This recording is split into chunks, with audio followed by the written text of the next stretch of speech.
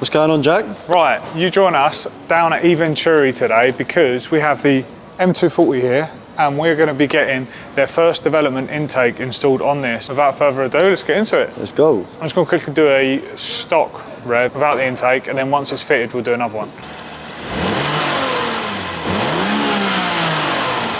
So as you can hear, the current intake just doesn't make no sound at all. No. It's got a big old muffler on it though. Yeah, Nathan was just explaining this to me, so I mean, Nathan may be right or he may be wrong. Right, but good, all right. Do you want to explain this, what these are then? That's a waffler basically. And No, that's a waffler. Oh, a waffler. That is basically the silencer for the intake. Right. So actually quiet it down so it actually gets rid of the intake sound. So this is the Eventuri intake, and the man himself, but I was going to explain a little bit about it, if that's all right. Yeah, no problem. So we developed this intake for the G20 B58. I think it was a couple of years ago now. So it is actually the first one we done with the Supra, the Mark V Supra, same B58 engine. Then we adapted the design for the G20 because the chassis and all the panels are different. So we made a fully sealed system because obviously the intake is right next to the turbo. Yep. And the manifold, so it gets really hot down there. And anything open or even slightly open with a heat shield would have been heat soaked and just you'd be sucking in hot air. So we made a fully sealed airbox system with a tube going inside. And one thing we noticed was this sensor, which looks like a MAF sensor, it's not a MAF sensor. Interesting. It's a temperature sensor.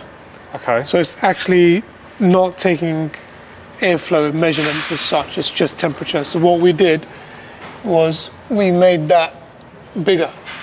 Okay. Bigger. So if it was a MAF sensor, we'd have had to replicate the same diameter on here. But because it's not? Because it's not, we were allowed to go bigger. So we've made that as big as possible to de-restrict the flow path. That goes, so when we remove this, you'll see that goes down into like a flexible rubber tube section, which obviously you need for engine movement. Yep. But that creates issues with the flow. Yep. And then you've also got this sort of sound deadening chamber here as well. So we've removed all that. Yep. And we've gone smooth all the way down. Yep. And to take into account for engine movements, this whole thing moves inside and out from the airbox. So we keep everything nice and smooth for airflow, but we still allow movement. Yeah, you've still got the movement there. And it's still sealed. Another feature, the stock airbox feeds from the front. It's like a plastic duct which runs behind the headlamp, which is this area. But we also added a secondary feed, so that little scoop there. Yep. So that extends down into the wheel arch. And pulls air from... Yeah. So when you remove this, you'll actually see a gap between the panel and the chassis. Yep. And you can see down onto the ground. So we're pulling up from there as well. From that area. So we just try to maximise wherever we can, really. And the best part at the moment is that obviously this is kind of theory because this is the first time we're testing on this particular car at least. We're confident because it's got the same chassis and makeup as the G20, but we'll put that into practice, I suppose. Yeah, definitely. Yeah, first one. So it'll be interesting. Yeah, to see. We've never fitted one, so first of all, we can make sure it fits. Yeah. It should fit. And then, after that, we'll see.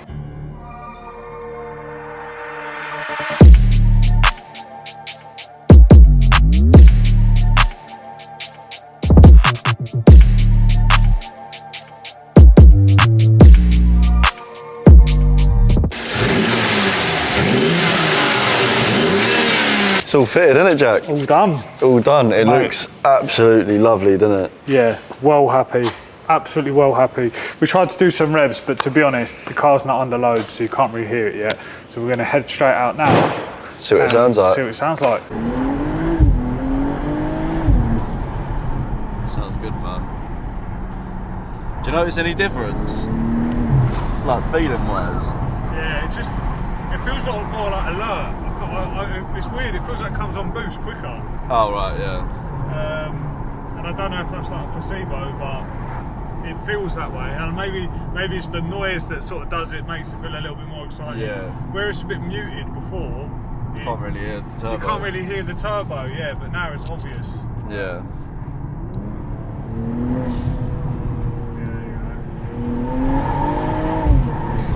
You can hear the air actually being sucked in the car. That was sick. Tried to capture it, but you can really hear like the whistle and sort of stuff as the intake. Yeah, that's what I was saying to you. When you're just sitting here and just revving on idle, it doesn't really make much noise because it needs to be on boost. So when you're on the road, it's obviously under load and you're getting to hear it. So I haven't had it on this car yet, but I'm glad that the G20 B58 fits it. Yeah. When we saw the 220i and we tried the B48, we kind of knew it would. But yeah, this is the first one in the world, so there you go. Congratulations. Yeah, sit here first. Just context, I had the Eventuri on my RS5 and this sounds louder, weirdly. I don't understand why. When it does sound different on different cars. It depends on how much soundproofing the cars have and things like that. So yeah, it does sound different on different cars. Yeah. Imran, thanks for having us today. That's no problem at all. Thanks for bringing the car down. And yeah, it looks good. So I'm sure you'll see many of these on the road with these soon. Do you want to get yourself an Eventuri? We sell them on our website. Link will be in the bio below. Obviously, this is just kind of one part of the puzzle. We've got a load more stuff coming for this car. There's a load more other bits that we've got in development. So make sure you're subscribed and we will see you in the next video. Let's go.